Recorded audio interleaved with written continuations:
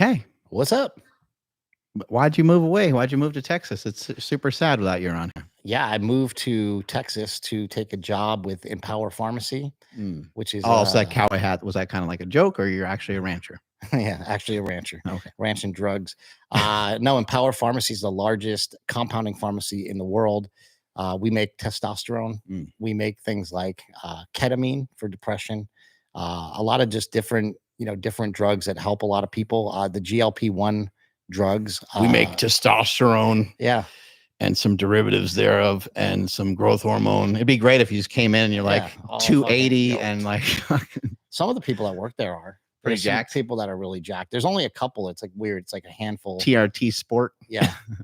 There's a handful of people that really, get it over there, but it's like a small knit community. Like of all the people that are jacked, we're all friends. Like I'm friends with the jacked guys. Because what about like what's compounding pharmacy and how is it different from a regular pharmacy? So a compounding pharmacy can make any drug that is approved by the FDA, but our drugs are not approved by the FDA, if that makes sense. So what it is, there's a law. It's been around for a long, long time that allows clients, patients to get any drug that they need without all the dyes and different things that they put in drugs. So say some people, the Viagra is the best example. It's like a blue pill, right? What if you can't what if the blue dye is the problem that you're allergic to? So you can't take Viagra because you can't take this blue pill that has this dye in it. Well, no, there's a law that says, well, you can go to a pharmacy that can actually make it for you, and they can make it without the dyes and without the other issues. Just also like we cut out the middlemen. So the drugs from Empower Pharmacy are just a lot cheaper, for the main part. Like we don't go through any sort of like pharmacy benefit managers like that happens a lot with you go to a doctor and somebody prescribes you something, and then like there's about 7 people that get paid when you go through like a big pharma prescription protocol. There's all these different people that get paid along the way. The pharmacy gets paid and blah blah. So we cut out all those middlemen, and we're like a cash business. So basically like you have to pay for your drugs. It doesn't go through your insurance. Some insurance may reimburse things from a compounding pharmacy, but for the most part, the drugs are just a lot cheaper. Like a good example is just like if you were to look at semaglutide, which is what is in Ozempic, you can compare it at about $200 a month at a compounding pharmacy to maybe $1,200 a month. Shit. With and like some people, their insurance will pay for that. Some people have half and half. It just saves people a lot of money and allows people more access and allows them more personalized medicine. People can, get prescribed almost anything. Like, for example, like Anavar is an amazing drug for muscle wasting. My ears just perked right up. Yeah, for all sorts of things. But the company that originally made it doesn't make it anymore. So you can't get real Anavar in the United States.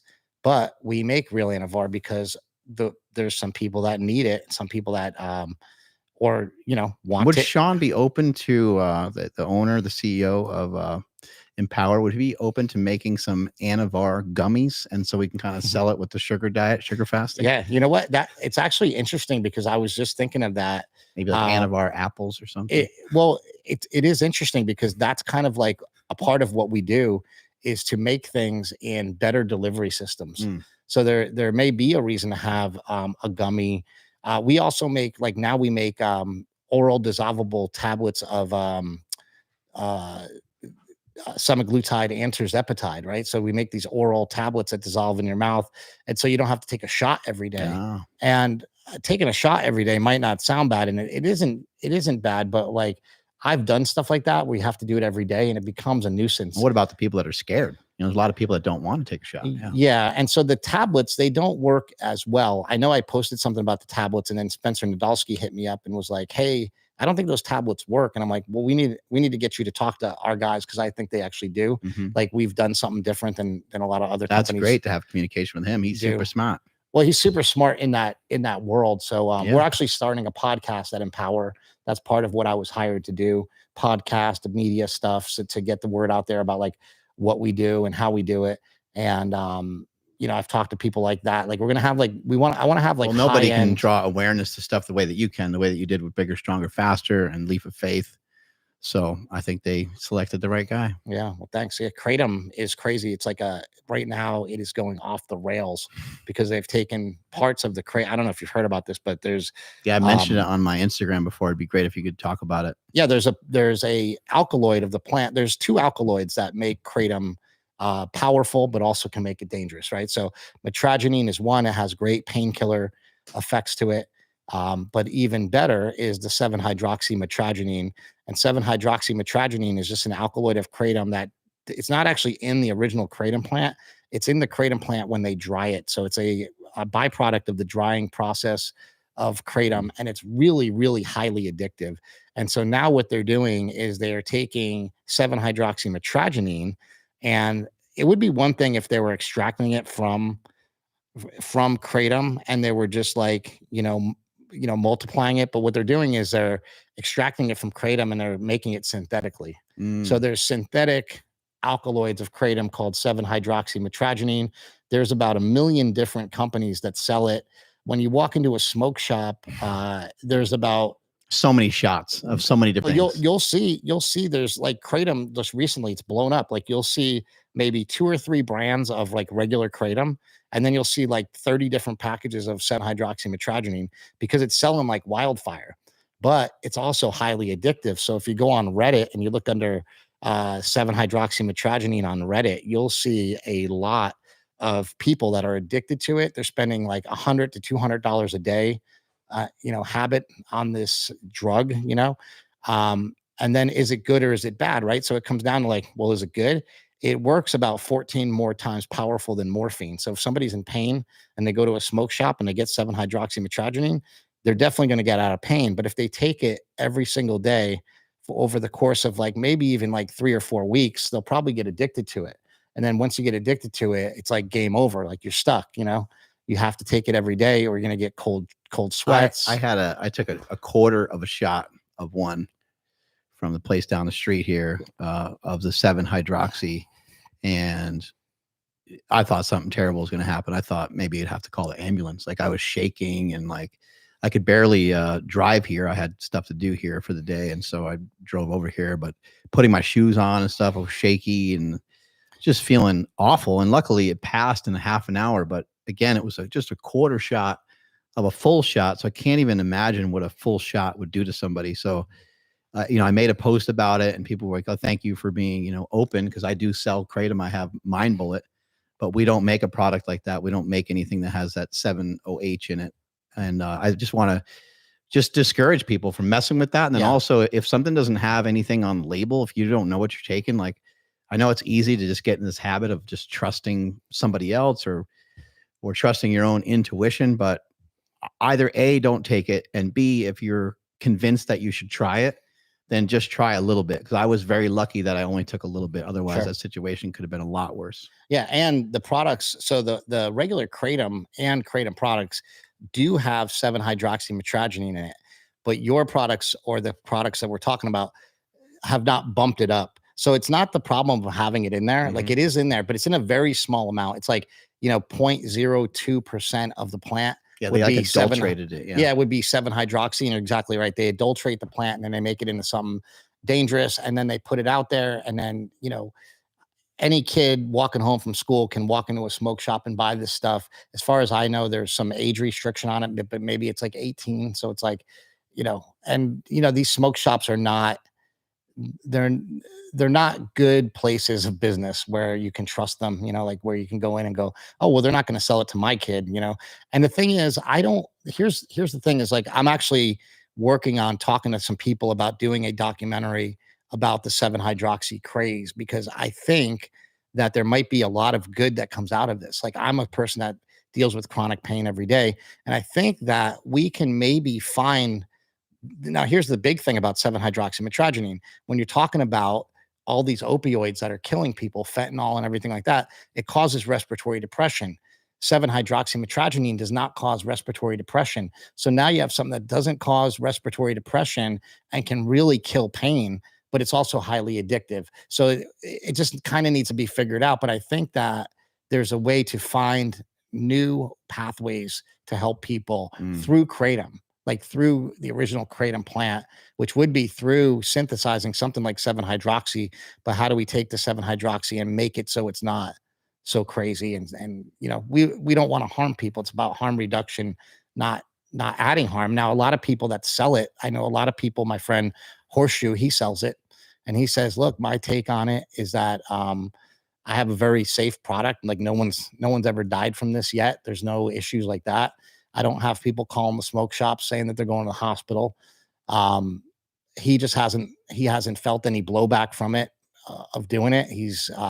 Does he sell that kind? Does he sell the one with the? Yeah. Okay. He sells both. Okay. And the 7-hydroxymetragenine, he's doing about $20,000 a week That's crazy. in 7-hydroxy. Yeah. And he just has a small company in Arizona. Mm-hmm. And so that's the thing. It's also like, how are you marketing it? Some of these companies have these products called like 7-Star, and that's like a nice name. Like that sounds cool, 7-Star. But then some of these products are calling themselves Roxy's and Pressed, and like these are drug names. These are common nicknames of opioid drugs, like Targeting Roxy's. probably younger people, right? Yeah, and targeting people is like, oh, it's like candy cigarettes. It's like, it's cool to smoke these. It's cool to take these pills.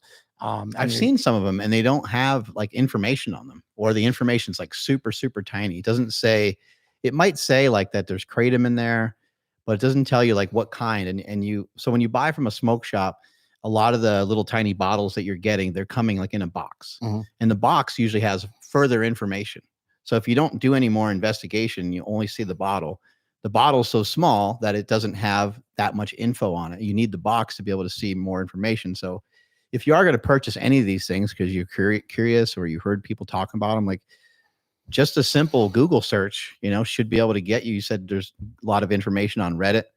So just do a little research before you go diving in. Yeah. And the other thing about the 7-hydroxy that's crazy is you can pay $50 for 7-hydroxymetragenine for like 5 pills, right? So it's like $10 a tablet, or whatever. Some of them are even more expensive than that.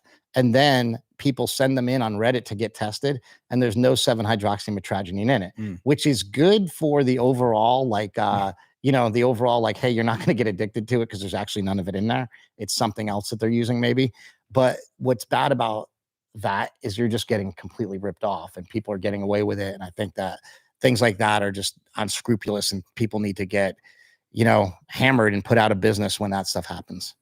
We're going to be talking about sugar fasting in just a little bit, but I want to make it clear that Empower Pharmacy is not a peptide company. So like if you try to search them up and you try to look them up like online, it's not, you're not going to be able to like, buy like methylene blue, like directly from them or anything like that. Right. Yeah. And I also want to point out too, like it's hard to give examples of where compounding pharmacies really come in handy, but you did mention the price, and being able to service people by having more reasonable prices and not having to have the big price tag that big pharma has.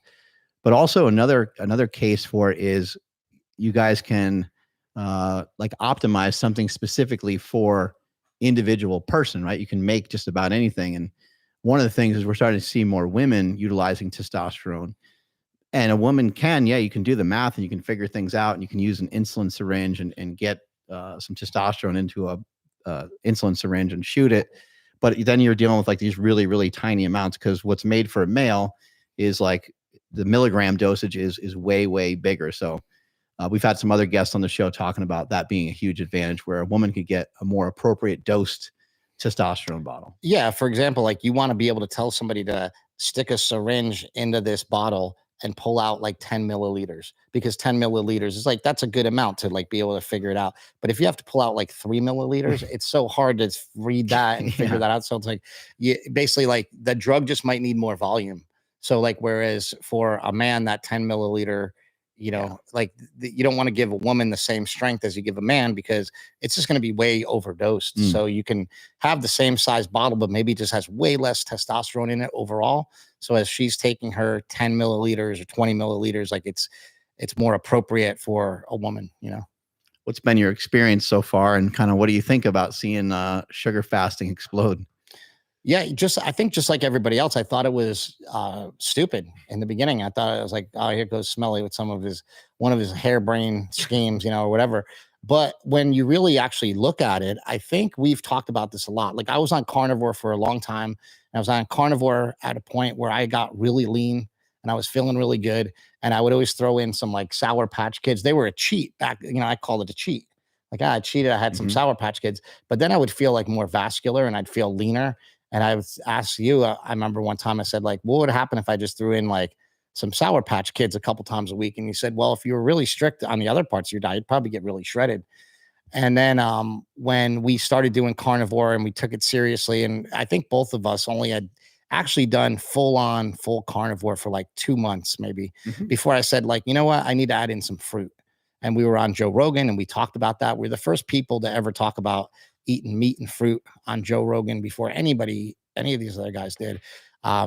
Even carnivore, we were first people to talk about that because way back when I did Bigger, Stronger, Faster, I talked about the carnivore diet when I was in college. So it was before it was even ever called the carnivore diet. We've been water. Yeah, we've been messing around with this stuff forever. And we've always been changing. We've been trying to change stuff to evolve to have things be more optimal. Yeah, be more optimal. Exactly. And so when I heard, I heard you talking about the sugar fasting, and then I heard Cole talking about it, and Cole said something that just struck me. He said, you're gonna eat like fruit and fruit juice, and you're gonna basically like have as much of that as you want in the absence of fat. And then a separate time in the day, you might have some meat and fat. There'll be some days where you don't eat any protein. And at first that's kind of like hard to swallow, like I'm not going to eat any protein. I'm used to eating, 200 grams of protein a day. How's that going to feel? So I just decided to try it about 3 weeks ago.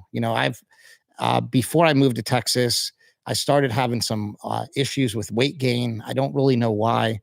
And then I went to, basically when I went to Houston and I first moved there, I actually had a appointment to go get some stem cells.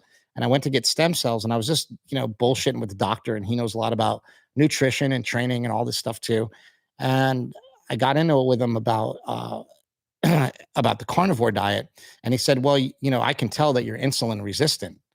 And I'm like, well, how can you tell that? And he's like, because of your legs. They're like, there's parts where there's like no hair on them.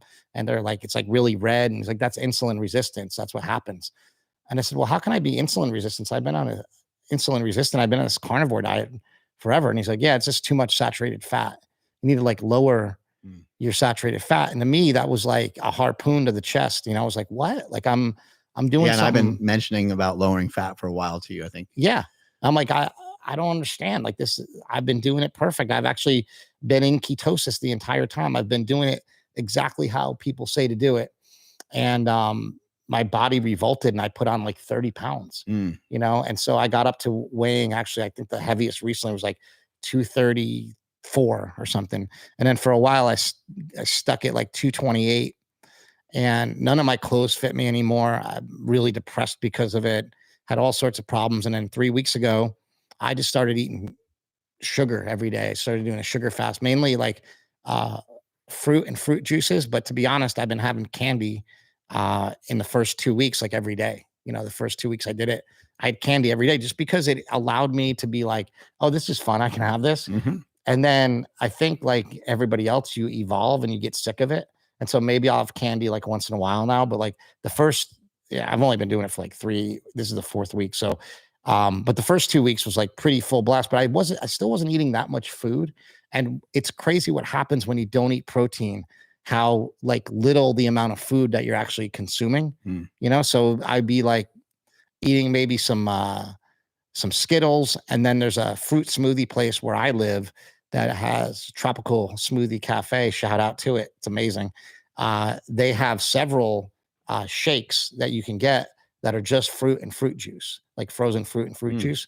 And they whip up these smoothies. And I was going there every day and I would get like 2 of them during the day, and I would just treat it like intermittent fasting. So from, time I wake up at like 7 o'clock in the morning until maybe 5 o'clock at night, the only thing I've had really was 2 smoothies, right? And that's about it.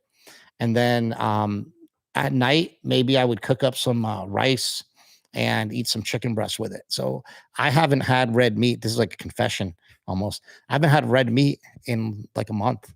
Wow. Which is crazy for me. Like, I mean, I was all red meat, went from all red meat to not eating red meat, and not on purpose. So it's not like I'm swinging one way to the other. It's just, I just haven't craved it. I haven't felt like I needed it.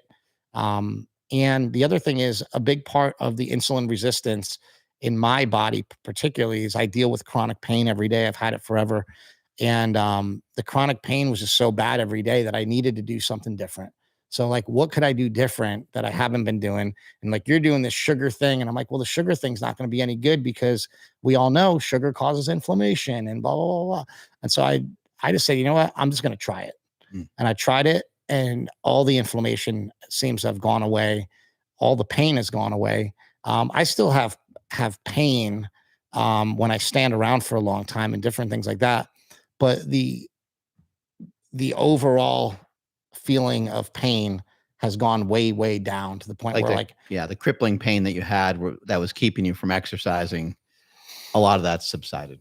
Yeah, a lot of it's gone down. I would say it's allowing me to like move better, walk more. It's great. I mean, I just flew out here from Texas, and usually that would just destroy me. But I'm able to kind of stand here and talk to you, and I feel good.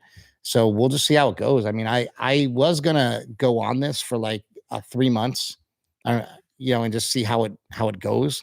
But now I'm looking at it more long term of like, okay, how can I make this more long term? And there's some things I think that I need to address with you about like how I can make it long term and not have like some sort of deficiencies. So obviously, like, you can't just have fruit and fruit juice every day without getting into the fact that you're going to have some sort of deficiencies. And then, like, is it okay to not eat protein for that long and to not eat, or should I edit how much protein is too much, how much protein is good, how much fat is good, and how much is too little or too much? Like, I think my fat has been tanked.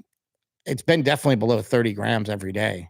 And then some of the days, maybe when I have like the chicken breast or whatever, it'll be up around 30 grams, but that's still not a lot of fat. And you're closing in on like losing nearly 40 pounds or something like that, or 30 something pounds, because you said you're a 207 or something like that. Weighed 207, and the heaviest I weighed was like 234. Oh, okay. So it's like 20 something pounds, Right. but like I think I can keep going. I think I'm definitely going to run this through right down through to like 180, if I can. And it's good because like now I have a goal. Before there was no goal because I wasn't on some sort of diet, and I wasn't trying to figure something out. But also, like, I'm like you, I just have fun doing it. I like doing it. So like, yeah, there's other diets I could go on. I could like watch my calories and track my calories and do all that and like slowly like lose the weight. And but I'm not into that. I like, I like trying shit out and being experimental. And sometimes when you're more experimental, you can get better results. And so I want to see what I can do with it. You mentioned deficiencies. I think sometimes that's what makes something work really well, is to be deficient in something. So it's just kind of like my theory and my thoughts so far is that the fact that you are protein deficient, the fact that you may be micronutrient deficient, I think is a positive thing. Now, you did ask the question of like, how long do you do that for? Well, the results come pretty fast in terms of weight loss, and you want to weigh 180. So I think you could do something like that in 6 months. Uh-huh. So you having a dietary intervention that maybe has you deficient in a couple things for 6 months probably isn't that horrible of a thing. And then on top of that, like, there's no reason not to take some breaks from it. Yeah. So you would interrupt it. You would blatantly and purposely occasionally just not do the sugar fast. So the sugar fasting, again, for people that are newer, it's sugar, honey, maple syrup, and you got things like candy, and then you have fruit and fruit juice. So that's sugar fasting. And then for you, I think you would switch over to what I just call the sugar diet, and that's where the second half of that day or the latter half of that day, or as it gets closer to dinner, is a lean meat and a starch. And that's like money. Like that is. Yeah. That it's like kind of fun to do that because the options can be unlimited in terms of your starch. I mean, a starch could be everything from something kind of more on the dirty side, like cereal, or it could be something more on the clean side, like a potato. And when you start having potatoes and vegetables and lean sources of protein coming into the diet, it's along with all the fruit that you're eating, you're going to be hammering a lot of a lot of great nutrients. And in my opinion, you're gonna start to feel the effects of that. And that might be some of the things you felt the effects of already, is now your nutrient profile is capped off probably better than it's ever been. I know for myself, I feel healthier. I feel like I'm able to train a lot harder. And so I think that's what's happening. I think a little bit of a deficiency, I think, is a good thing, just like being just calorie restriction. Calorie restriction is a deficiency in energy, and it results in weight loss. So we always think that a deficiency is some sort of, negative thing, but the human body is amazing. You pull on one string and something happens to a bunch of others. There's a lot of questions over like, fat soluble vitamins and things like that. I think it's good to have some concern over that and to think about it and to try to maybe hunt down some of those nutrients on the days that you're going off of the sugar fast. But I also think that it's part of the magic of this particular protocol. If you look at keto, or if you look at a lot of other interventions, you're getting rid of some stuff. I mean, we thought that you would be nutrient deficient for sure if you weren't eating vegetables, and we thought, people think all kinds of stuff about veganism and stuff like that too. And it turns out like there's a lot of people that live that way and they live it just fine. They have to make some adjustments though. And same with a fruitarian. Like if someone's predominantly just fruit, I haven't looked into this that much. I think if you are only literally eating fruit, I think eventually, I think you just wither away. And unfortunately, some people have died from it, I believe. Yeah, that's what happens. You wither away. And so look, you want to do things to where you have a positive result. You don't want to do a lot of things that are to your detriment. Mm. It can sometimes be a little bit to your detriment, just like training. You go in and you work out and you're like, holy shit, I worked out too hard. I'm too sore. I'm too tired. It made you overeat. It made your sleep more restless. Like overdoing stuff, you want to try to avoid it. But I think in some cases it's good to overdo it. I think in some cases it's good to be a little deficient of particular nutrients. As far as protein goes, again, I think if you're hitting up some protein periodically, and as you start to drop more and more weight, you start to add more protein back in, I don't think you'll have any problems. And I think for us, we're pretty lucky. It's not hard for us to gain or hold muscle. Yeah, I'm not worried about any of that. And then also, like, I'm on TRT.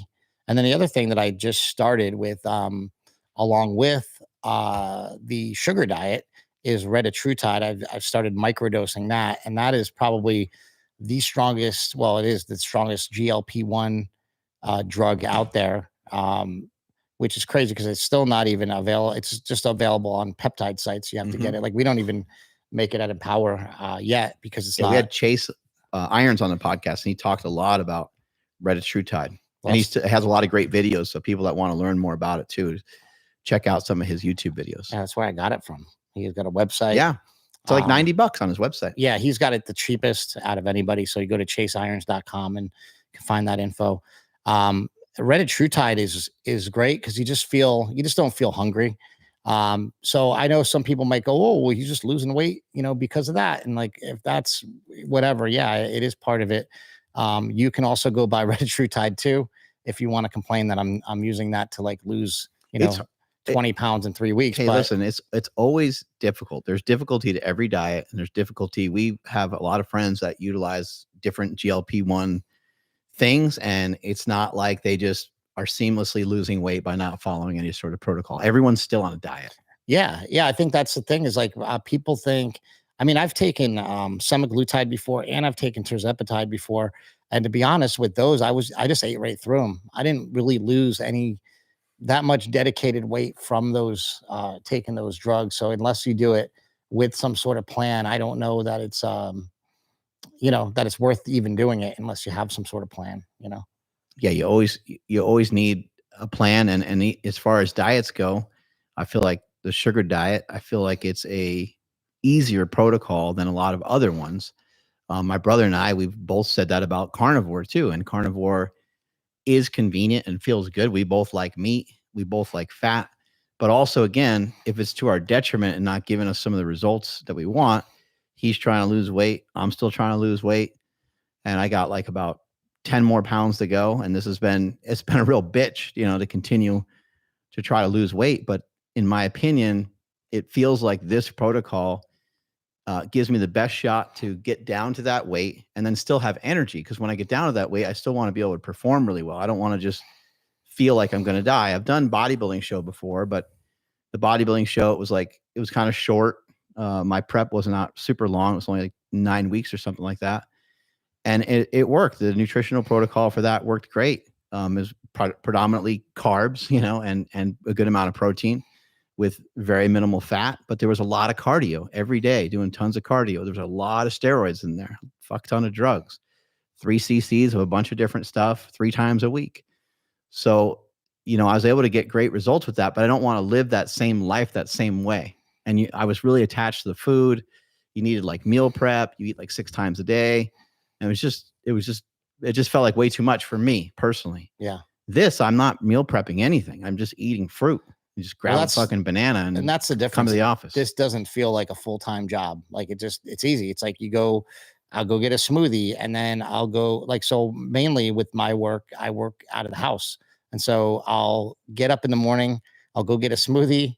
I'll go and I'll come back home. I'll start working and then I'll go get another smoothie. And I'm only even I make smoothies at my house too, which are actually getting better than the place that makes them. But I kind of go just to get out of the house. You know what I mean? Sometimes like get out of the house, go do something. So it's like it breaks things up for me and it just made it really easy. And then after I have that second one of the day, I'm like, okay, well, what am I going to eat later tonight? And then some days it just clicks in my head like, you know what? You don't really need to eat tonight. Why don't you just have, some more fruit, or why don't you have some candy and watch a movie? And it's weird because you feel bad eating the candy, but then the weight just keeps going down. So you're like, well, I don't even know if this is bad, And I've had days where I ate a lot more and I was like, oh, I'm sure I'm going to weigh more the next day. And I weighed less. Yeah, it's weird. I was like, and you're eating, and just to be clear, you're eating candy with no fat. So like I heard somebody making fun of the sugar diet today going, oh, yeah, Reese's peanut butter cups are part of it. And like if Reese's peanut butter cups were part of this, forget about it. Like, it'd be the greatest diet of all time. Yeah. It's like, you can't have Reese's peanut butter cups. There's no way you can fit that into the sugar diet. Like it doesn't, I do think it's not part of it. I do think if you were to only eat peanut butter cups that you could lose weight, because I think over time you would start to get adverse to it, even though they taste so good. Yeah. How much are you going to, I guess they have that with everything. When Ron, your friend Ron Penna from that used to own Quest, he was doing all these programs to treat dogs with cancer, and they would feed them like high quality meat every day. And after a while, the dogs get sick of it. They want something else. Like that's just the nature of mammals, I guess. I shouldn't say humans because they're not human, but like even dogs get food aversions, and you have to like switch. Is up a dog their a food. mammal? Yeah. Is it? Yeah, it's got hair. How come that's new to me? I don't know. A dog is related to a whale and related to us? Yeah. A dolphin? No. Ryan, look this up. This has got to be. Oh yeah, look at that dog. It's a cute dog. Your dog is a dog a mammal? Your dog is ChatGPT. Your dog's a big time hugger. Yeah, my dog. You walk in the door. He's amazing because he has these like arms that most dogs, their arms just go straight. His kind of wrap around. He's got this little. Yep, he really says yes. Dogs are mammals. Here's why: they have fur or hair. They give birth to live young. They produce milk, and they're warm blooded. Dog milk. That's be gross. Nerds learn something new every day, I guess.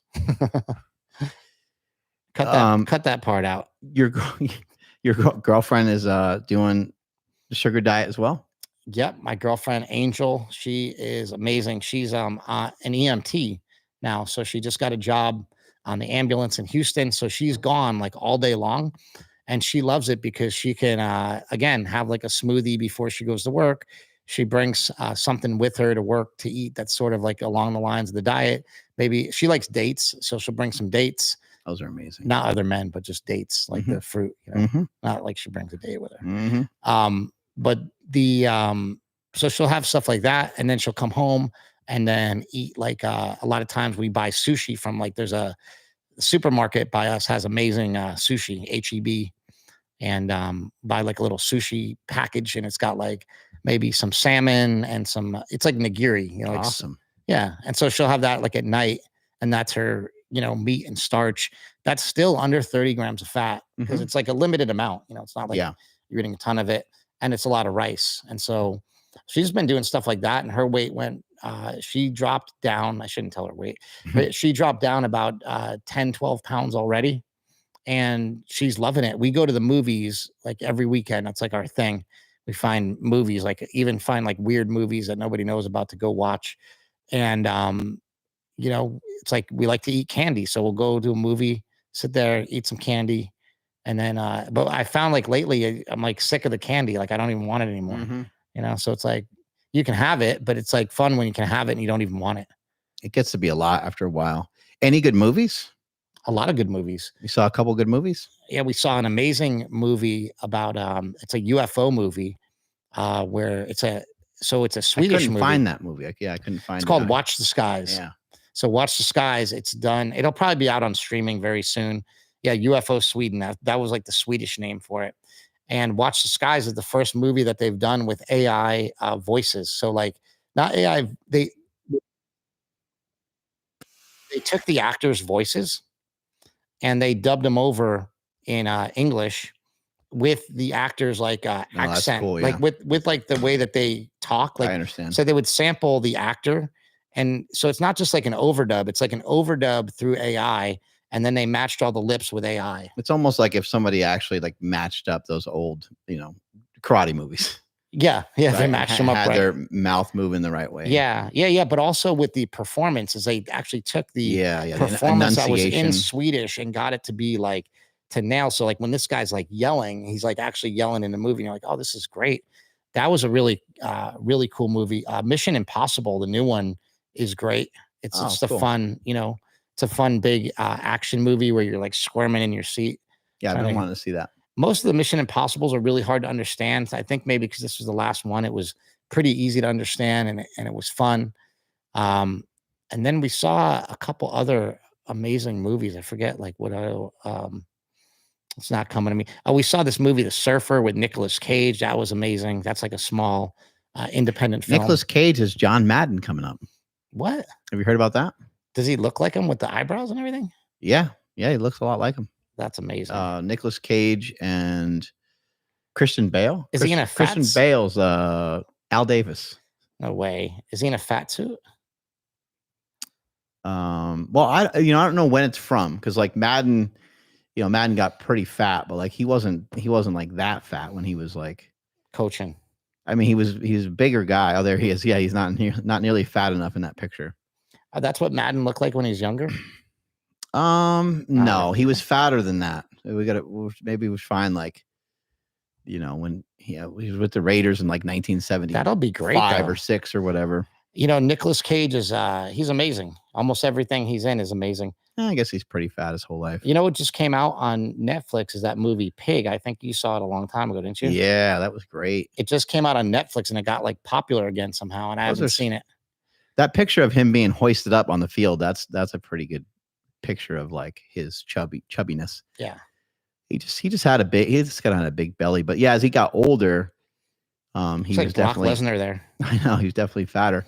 John Madden's a badass. He was a pro football player. He played for the Eagles. He was like completely unbelievable. It'd be interesting to see what the movie focuses on, since he had such an amazing career and he's a like greatest announcer of all time, greatest video game of all time. Yeah, the video game's amazing. Like just some craziness. I wanted to ask you too, how much sugar fasting, like because there's a lot of ways to lose weight with this protocol, and you don't have to be perfect on it. So, how many actual sugar fasts have you done, like where you're only eating like kind of those sugars and just getting through the whole day that way? Oh, in the whole day, I've probably done about 6 or 7 of them. Yeah, like that's really cool to know, because you lost a good amount of weight, and it's not like you've been hardcore doing that every single day. If I was more dedicated to the diet, like if there was some sort of like bigger goal, or like I really, I would probably do it more.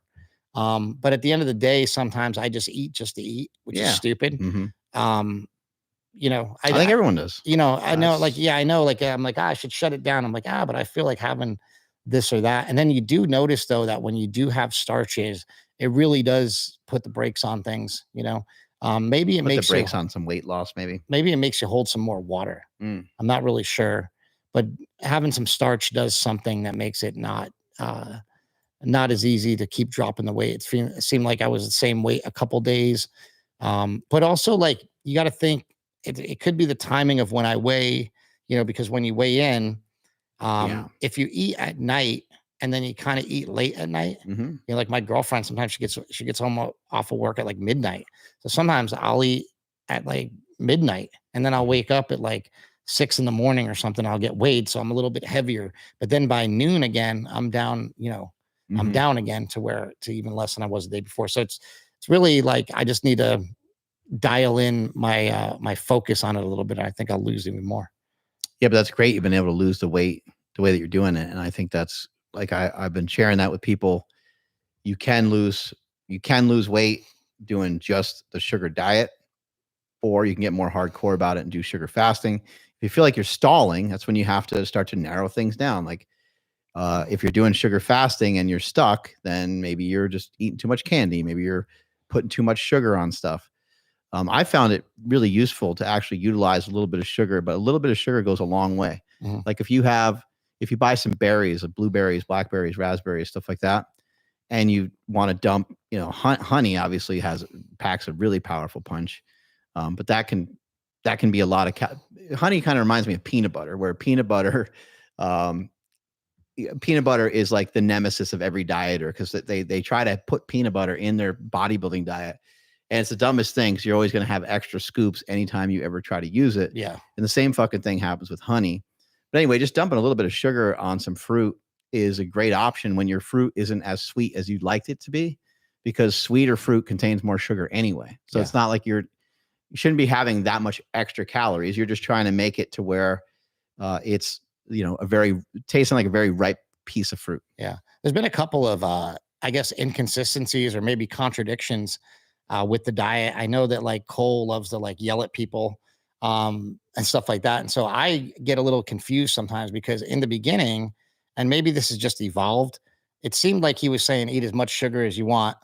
But then I watched videos more recently and he's saying you're an idiot if you're putting sugar on your fruit, where he told me to put sugar on my fruit like a week ago.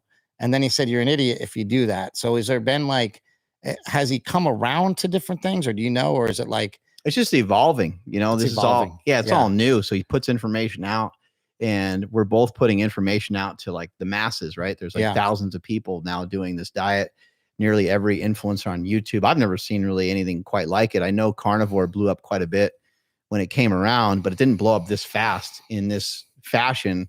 And I don't think it really maybe it did encourage some people that otherwise wouldn't even have a YouTube channel, but I see a lot of new YouTube channels even popping up addressing this. But yeah, Cole did talk about, pouring some sugar on some stuff, making sure people are getting in enough calories, but that's for people that are like feeling like shit. Yeah. That's for people that are feeling like tired and worn out. Now, it also doesn't mean though that you dump tons and tons of sugar on stuff, because that can also make you feel like crap. Like you don't want to have 500 grams of sugar just randomly, like in a sitting, like, that's not a great, you still have to follow just general diet guidelines. Like you should be pretty fucking hungry. Yeah. Probably like twice a day. You should be pretty hungry. Like you don't have to be starving, but the hungrier you get, probably the better results that you have without, trying to push your calories down too low. So many of the bad health outcomes that people have from sugar are because they have constantly elevated sugar. And that's where fat and that's where protein can come in. Is fat and protein will keep your sugar levels elevated for longer. And people think that's a good thing. And it can be, because it can slow down the rate. So your blood sugar is not blasted through the ceiling out of nowhere. But at the same time, if you can train your metabolism and train yourself to get used to this, then you're going to be training your insulin sensitivity. And there really hasn't been a lot of diets that have been addressing this. You also might be fine-tuning your T3 and your T4 production by having some fructose. So there's a lot of cool things that can come from this diet, and people need to be a little bit patient. The information is going to continue to shift around and to change, because when I first started doing the diet, I was doing the sugar diet, where the second half of the day for dinner, I was having a lean meat and a starch, and it worked pretty good. I felt pretty jacked off of it. I felt strong off of it. I liked some of the progress I was making, but it wasn't as fast as I'd liked. So then I was like, okay, guaranteed weight loss is sugar fasting. And then for some people, that might not guarantee shit. And if it doesn't guarantee shit, then shrink it down even more and go with fruit and fruit juice. And the thing that's powerful about this is you don't have to necessarily do it every day. Just do it as you did it, over the course of 30 days or 60 days or whatever it was. Over the course of 60 days, you actually did a full-on sugar fast like 7 times. That shows you how powerful it is. You still lost the weight without going full blast into it. Yeah. Have you seen people do, like, has there been people that have done a sugar fast for like 30 days straight? Mm-hmm. Yeah, there's been a bunch of people. Yeah, I mean, I think Sugar Punch is one of them. He's lost like 30 pounds, I think, in 30 days. Latchkey. So he's been eating no protein at all. I believe so. And Latchkey as well, I think was mentioning something similar. And there's a lot of other people. And there's people that, if you look up juice fasting and that kind of stuff, that's where you see people talking about losing like 120 pounds in like 100 days. And you're not eating zero protein, because there's protein in fruit. And if you're somebody eating some vegetables here and there and stuff like that too, there's protein in that. Some people even speculate that some of the fruit that we consume might even have a little bit too much protein in it to get some of the results that were tested in some of the studies that they've done. Because I think with mice, I think they tried like 0% or something like that, or maybe that was some of the tests in humans, but I think it was like 0% protein, which is like it's kind of impossible to figure out how to even get that. This is the Latchkey guy. These guys are interesting. I really think YouTube is amazing in the fact that, like, these guys are, in the grand scheme of things, they've never done anything in the fitness space before. They're just, they just have the drive and the wherewithal to say, hey, I think this is cool. I'm going to show everybody what I'm doing. And a lot of people are following these, and I think it's cool because I think we need people like that. You need a lot of people that are going to say, like, hey, I'm just going to document everything I do, whether you like it or not. I'm just going to go ahead and do it. And so, like, him and the Sugar Punch guy, and a lot of these, it's funny, like, watching these guys. I like watching better than I like watching the people that have some real information, because they overthink it and they overanalyze it too much a lot of times. I just like watching the simple people go, like, yeah, here I had some candy, here I had some fruit. And I think hopefully more people will do that, just put themselves out there. There's a lot of people that fast, a lot of people do like a 1-day fast, 2-day fast, like regular fasting, water fasting. And there's a bunch of people that have done for a week. I've done a fast for a week. There's a lot of people that will even fast longer. Like some people fast a whole month. I think Fauci, is that the influencer's name? Millions of followers. Fauci Tube. Yeah, he recently posted about it on Instagram. I don't know how much was on YouTube, but he posted his experience with fasting. And I think he would have had way better results if he actually did. I think sugar fasting is superior to regular fasting when it comes to specifically losing weight and still having like really good energy. I know that a lot of cool things can happen when you fast. And I like fasting. I think it has a lot of utility.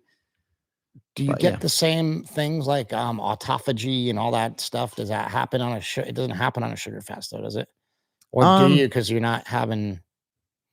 you're getting autophagy even when you train, so I don't really know. And I don't really even know. I barely know what that word means, kind of thing. Well, I'm just saying, do you get the same benefits, health benefits? Yeah, getting rid of some of the cells in your body and so on. You're probably not getting the same exact. Like there's probably, not eating anything. We just live in a really interesting world though, because like you're not eating anything, but at the same time, you still have full access to like any kind of liquid that you want.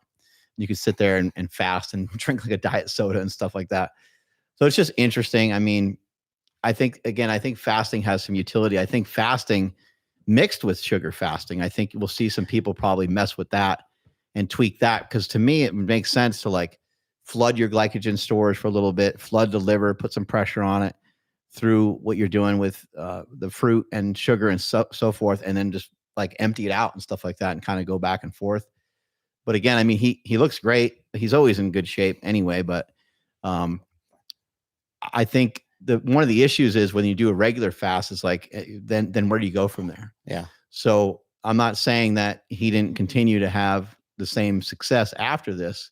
I'm not really sure where he stands now, but it's rare for someone to do like a 30-day fast and then just keep it off, because eventually you have to eat again. And I would imagine there would be a net gain of some weight that you hold on to, but maybe it's only like 5 pounds and maybe you lost 15 during that course. But again, I think if you did sugar fasting for 30 days, I think you have a really good chance of losing 30 pounds. And I think if you did a regular fast for 30 days, you probably have a decent chance of losing about the same. So why would you choose to just not eat the whole time unless you're doing it for some spiritual reason or for some reason to work on your mentality? Do you think we'll get to see any of these people who are really smart dive into this and actually like take it seriously? Like, for example, Peter Attia, he's done these long 7-day fasts. He's done like, yeah, I would imagine he's really against this. Everyone's going to be forced to look at this, period. Yeah. Like point blank, everyone, every sciencey person on the internet, they're going to be forced to address this. And I love it because this is like so different, and it flies in the face of a lot of the things that people have been thinking. It flies in the face of a lot of the conventional wisdom that's been there before. And, Huberman made a comment. I had a post the other day, and he said something to the effect of like, I think some people, like he mentioned like a couple good things about it. And he said, I think when you share your experience, that's cool. But when the mechanisms aren't all the way worked out, I think that's what people have a problem with. And I was just like, fuck you. What mechanisms? Yeah, fuck you. You know what? All the mechanisms aren't worked out on AG1 either. And you're pumping that on your podcast. You know what I'm saying? Like, well, let's go. It's okay. It's okay. We don't need to Andrew's a friend, and he, hopefully he always will be. Even I said, fuck you, but you should be able to say that to a friend. But I think that like we do a lot of like, this is science. Yeah. Like this, I'm science. Like what I do is scientific. I am testing stuff and seeing if it works. And then I have a group of people. I got cohorts, or whatever you want to call them. Yeah. I got a bunch of people watching that are doing this shit right along with me, and they're losing weight. And it's like, why wouldn't I share other people's experiences? Why would I only share mine? Yeah. Why would I not be enthusiastic and encouraged to tell other people about it when people are having awesome results? There's too many people that are stuck. There's too many people that are in stall city that need help. People need help. People need to be able to continuously lose weight. We found something. It's not foolproof. I don't know if we'll ever find anything that's going to work 100% of the time, because it's very difficult for people to comply. And it's very hard for people to narrow down and to focus for a long period of time on being able to really drop their weight. But we found something that if you do comply with it, it seemed like it works amazing. Yeah. And it's just interesting to me that people are not willing, like there's some reason that there is such a drive against sugar, like with this whole Make America Healthy Again claim. We can make America healthy again eating just sugar, right? Like if people lose weight, then like 80 to 90% of their health problems disappear, right? And the more weight they lose, the better health outcomes they have, usually. So, like, I don't know. I'm just thinking like in a roundabout different way. Like maybe you do go to Coca-Cola or one of these companies and start talking about sugar fat. Maybe there's something to it that can come out of it that's good. Oh, I guarantee you the sales, like this has to be impacting stuff. Like there's thousands of people that are they're buying more sugar again. Like this is having an impact. Like it's got to be. I mean, Russell was kidding around. He's like, let's invest in Jamba Juice. Yeah. That's like, well, maybe we should. Maybe we should. Yeah. No, I think that it's so interesting how so many people have a dead set. Like I know the people, like, and it's like, not to put any of these people down. Like I like them all too, like Dave Asprey, right?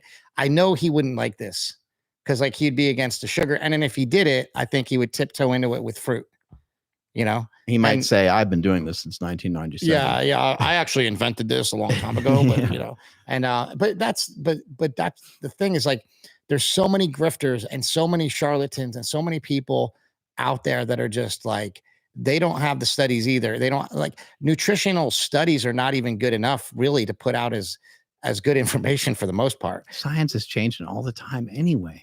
Yeah. It's just you're holding on to a truth that's just a truth for fucking 10 minutes or 10 years. Yeah. I mean, how But many? then it changes. Every other day, coffee's good, coffee's bad. Drink coffee, don't drink coffee. I've been saying this, imagine Albert Einstein comes back, and he's able to like bring him back to life or whatever. And he comes back and it's 2025 and he talks to Neil deGrasse Tyson and a bunch of other famous physicists and stuff like that. I don't even think quantum mechanics was even a thing when he was around. He talks to David Deutsch and they have a fucking round table. And then Albert Einstein gets up and he's like, screw you guys. I'm just keeping the same old ideas I've always had. It's like, that's one of the smartest people who ever walked the face of the earth. You don't think that he would say, holy shit, I didn't realize I was actually a little bit off on that. It's like a decent guess at the time, but it's all the information I had. I didn't realize it actually worked out like this. And then he would be driven to go towards what's more optimal.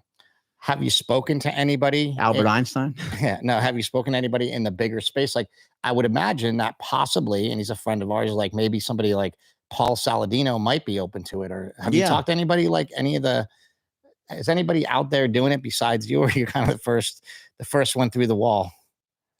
I know Nick Norwitz has been pretty positive about it. So he interpreted some of the studies that I shot over to him, and I think he did a video on it. I know he had a newsletter write up about it, and actually in one of the studies, it showed that ketosis had a similar impact on this mechanism of FGF21, if that is like the main player. But anyway, to address the question more directly, Rogan's reached out. He asked some questions about it, and he was like, "What the fuck are you talking about?" And so I sent him like some more information. He was like, "This just seems like insane." And so, hopefully I'll get an opportunity to go on there. Maybe you and I can go on there together and talk about this stuff and kind of walk him through, how effective this can be. It's not even, we don't even need to bother with some of the quote unquote science. We just need to talk about the results that people are getting. I think for Joe Rogan and his comedy club and the comedians that he has there, this sugar fasting would be amazing for, like, he wants all these guys to get healthy and lose weight. And like, this is a way to get people healthy and lose weight that don't want to be healthy and lose weight. Like, everybody wants to lose weight. I shouldn't say not lose weight. They don't want to put in the hard work. Yeah. And if like you don't want to put in the hard work, it's like, man, you can have some Sour Patch Kids. I'm not going to deprive you of that. And I just want you to eat some fruit during the day, maybe have a smoothie, have some Sour Patch Kids, have a decent meal at night. How many people are still fat that aren't eating like throughout most of the day? There's so many people that they're not eating breakfast. There's so many people that aren't eating until, 2 p.m.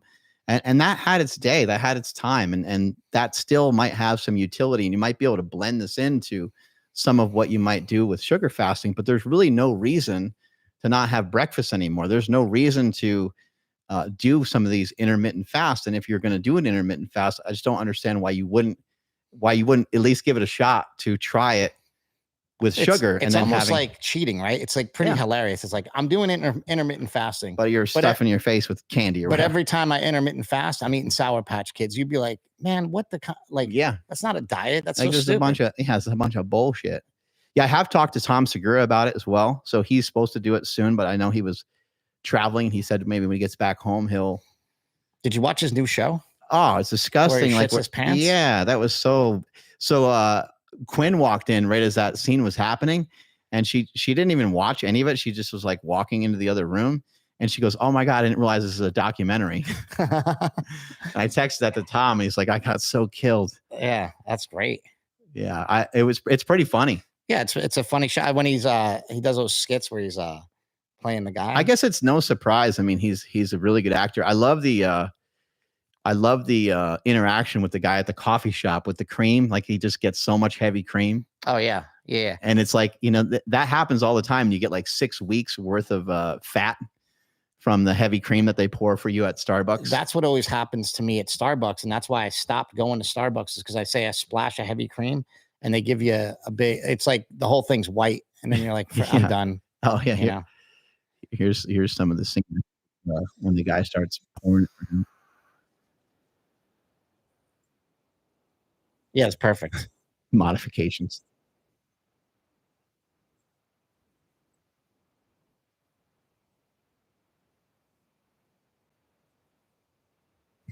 They don't even address that, like what you ordered. Like you said something very specific, but they don't even care. This is like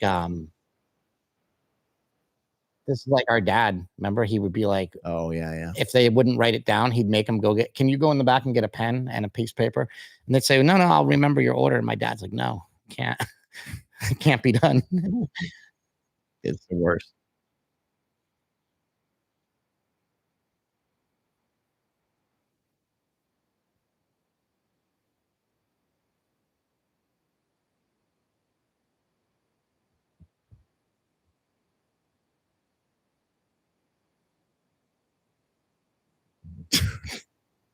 It gives that look.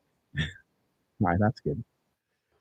Yeah, he's fucking killing it, and hopefully he's able to get other other gigs like this. Hey, what about Bert Kreischer on a sugar fast? That fat guy. Yeah, he'll be. Yeah, I mean, there's ways to make it work, and there's ways to have some alcohol. People have a lot of questions about alcohol, and alcohol, like beer, seems to be like kind of inflammatory. It's like a starch. It seems like you hold on to it, really powerfully, but for someone to have a little bit of wine or maybe cider or something like that, like you might be able to get away with a little bit of that. I actually think that alcohol is a little bit of an amplifier of your metabolism when you drink it responsibly, but it's not easy to drink responsibly. So if someone can have 1 or 2 glasses of wine here and there, I did that in the beginning of this diet, and it worked pretty well. But I think, trying to continuously do it or do it like all the time, I don't think is a great idea.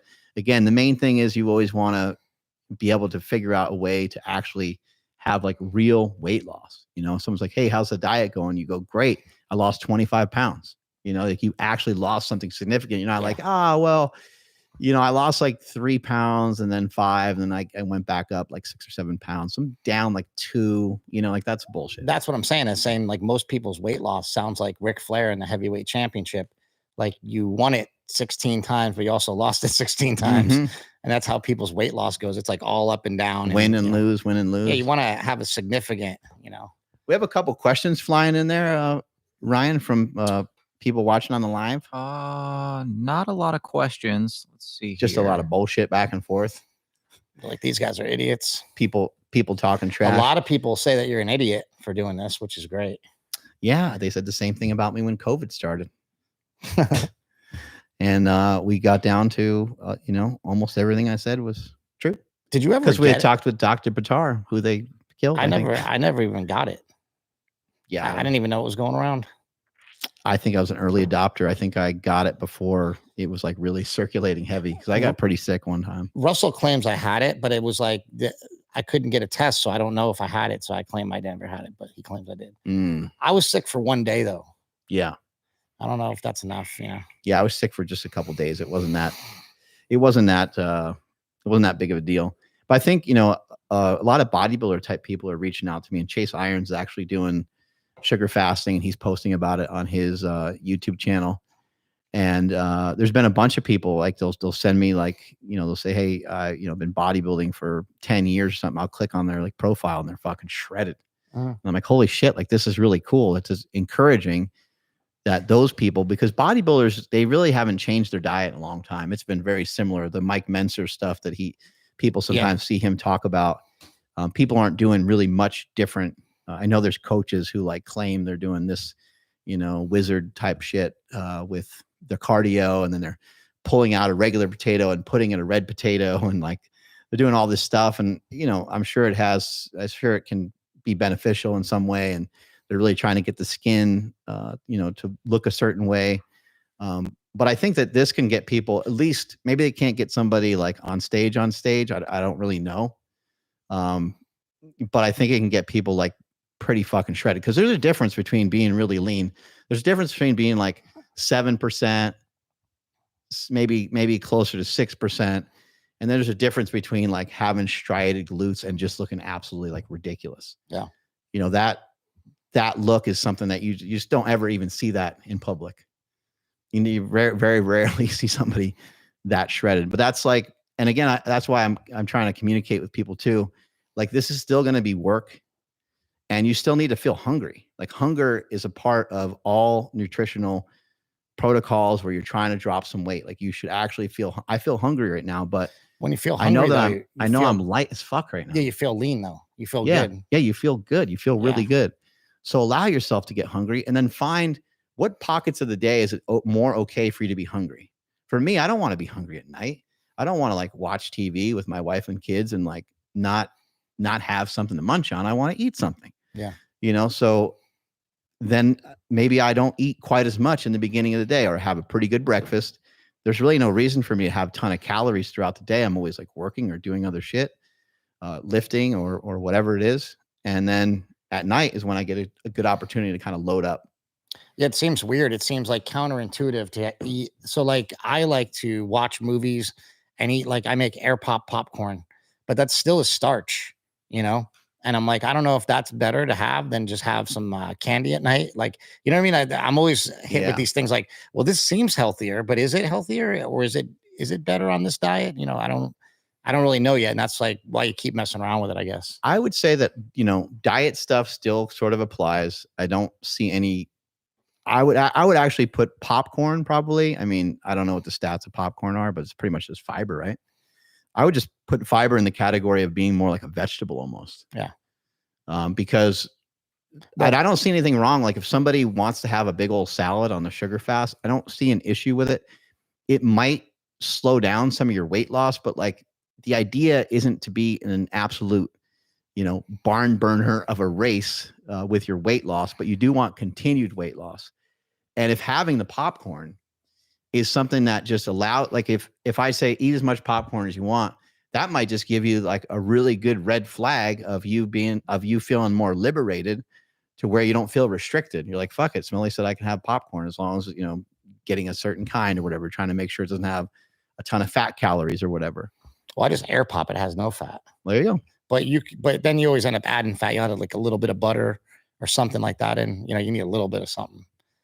It's hard to eat. That's always where the issues come in, is when you go to add a little something. I don't think that fat on sugar fasting, I don't think it's that big of a deal to have like minimal amounts of fat. I think there is some fat, I think, in some fruits and stuff like that too, but we don't have like enough information on that quite yet. I do know some people were messing with like MCT oil and shit like that, but I don't quite know. I don't have all the answers yet on that. Yeah. That's the hard part, is you got to keep messing around with it. For me, what would you recommend moving forward? So I started this out.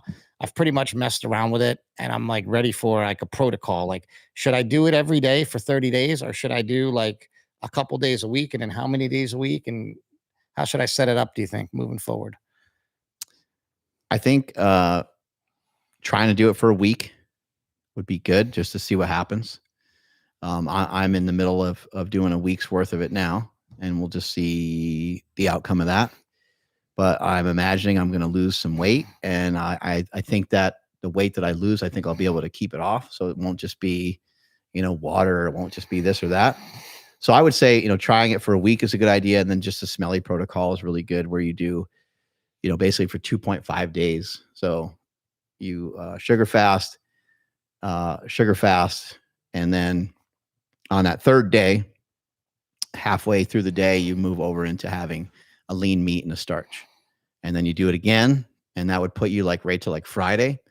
And then Saturday could be like lean meat and starch kind of throughout the day. And Sunday could be back to Saturday would be Saturday would probably just be another half day of sugar fasting. And then Sunday could be a day that you're having lean meat and starch, and then you just repeat on like Monday. Something along those lines. I can just write something out for you. Yeah. But Smelly protocol, a lot of people are doing it, and it's working really well. Maybe Ryan could pull it up on the screen. I wouldn't mind trying it just for a week, just to see, because then you can really tell if it's going to work or not, or how it's working, Yeah, we had it in some different spots, but I think the protocol, right? Yeah. It might be. I know I put it in my story a lot, but it's not there today. Sugar I don't fast. think that might just be straight sugar fasting. It'll be there somewhere. That might be it. Oh, maybe not. Oh. So it's interesting because like there is no real rules to this, because there is nobody really, like Cole's kind of like leading the charge, but he doesn't have like a specific system. Like no one even has like a real system yet, huh? Just you. You're kind of first guy to have a system. Yeah, basically. And that's the hard thing sometimes about communicating stuff like this out to people, is that it's sometimes hard to have a system. They want a book. Everybody wants like a little book to read Yeah. or something. It's like A book that they won't read. yeah, it's like you don't really need that. You just Yeah. gotta listen to me and just eat sugar. Yeah. Well, to kind of just put it in the simplest terms, like you sugar fast as much as you think that you need. So most people probably need to do sugar fasting 5 out of the 7 days a week. People that have, like a decent amount of like belly fat, and just you have fat that kind of hangs over your clothes a little bit, and you're just fatter than you want to be. You're 30, 40 pounds overweight. Then those people should probably figure out a way to sugar fast 4 to 5 times a week. People that are a little leaner, maybe just like 2 or 3 times a week. Maybe they don't have to sweat it as much. And if you have some sort of goal, like myself, I'm trying to, weigh 200 pounds. Then maybe you try like a full week to see if that can really kickstart something awesome for you. Yeah, I have a hard time on the days where you're not supposed to be sugar fasting. Like I have a hard time not doing it. Mm. Like I feel like I want to do it every day. So maybe this Yeah. everyday thing would be good. That's what it feels like, Yeah, well, I think, you can also just periodically drop in the sugar diet where you're just having that lean meat and starch at night. And yes, that might not be the fastest way to lose weight, but we know that, sometimes like losing weight super fast isn't always amazing. It's encouraging, but there's probably no reason to like, sometimes it feels like you're holding your breath underwater, you know, when you do stuff like that. Yeah. Oh, we do have a question from Jessica. She wanted to know about alcohol, if she should consume. So she says, does alcohol inhibit FGF21? Can I drink it on sugar fast days or on meat days? I don't know. I'll have to ask our buddy Joe about that and see what he thinks. It'd all be theory, really, but I would say I don't think it's a big deal, and I want to just like empower people. Like shit that you have questions about. I just want to say this. Yes, if you're able to continue to lose weight. No, if you try it and you don't lose weight. So add to the experiment and then share back with us your results, Jessica. Tell us what the hell happened. And if you gained 14 pounds from having a glass of wine, we need to know about it. But if you also lost weight while having, a glass or 2 of wine, I think if you're being reasonable, there shouldn't be any like negative consequence. Like if you just have some popcorn, like popcorn shouldn't be this thing that's really slowing everything down. Even something like a potato, it's the extra stuff that kind of comes along with the introduction of those things. It's the rice, and then you scoop out some rice, and you're scooping out more and more rice, and then you have like a Rice Krispie treat or something like that afterwards. It's all those little things that kind of compound and end up adding up and being a negative result in the end. And alcohol usually comes with like pizza, for me at least. So I don't know how, like, I don't want to speak for everybody else, but just especially make if you sure get that drunk, it's not, just don't get drunk. I think that's a good way to put it. Like have a drink or 2, whatever. And then that's it. Yeah. All the, can I have this? Can I have that stuff? The answer is yes, if you're able to continue to lose weight. And the answer is no, if it halts your weight loss. We'll just keep it that simple. It's pretty easy. Strength is never weakness. Weakness is never strength. Catch you guys later. Bye. Hey. All right. That was good.